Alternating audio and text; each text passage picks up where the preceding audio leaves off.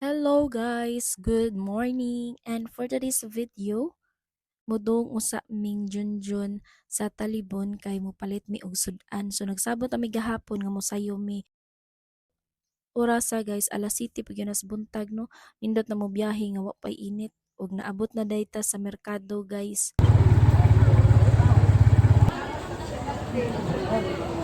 Timing pud kayo guys, paglingi nako kita na yon kog kinhaso no. Sama sa tahong, nya lami jud kay ni siya sa buwan guys. Usa na sa ako ang paborito mo tong nipalit dayon ko. Kay dili biya everyday nga naay tahong diri sa merkado, di pud ni siya kanang kada buwan. Seasonal ra jud ning tahong diri sa merkado. Ngita pa mig isda dira nga mapalit para sa baw. O naa naman gyud tas merkado guys, mohapit na lang pud tag mga lamas aron di ta magbalik-balik. O pag human na magpalit guys, uli na dayon. Pag abot sa balay, wa man day tubig. So, nidong na putag baas.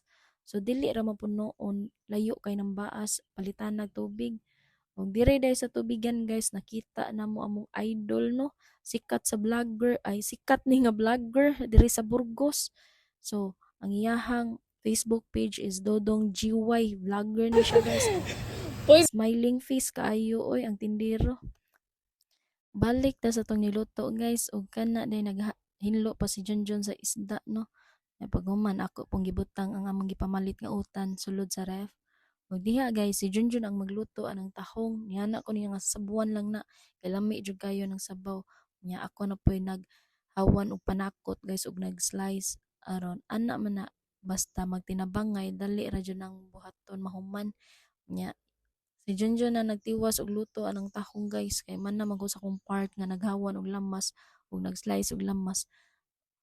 Nya dali ra po na lutoon man ang tahong guys nganong nga taong naman ni ay di na man ta kamaong istorya. Hapit na gyud maluto ang atong tahong guys, gamay na lang gyud o diba nang bukal-bukal na o mangaon na ta guys. Thank you for watching.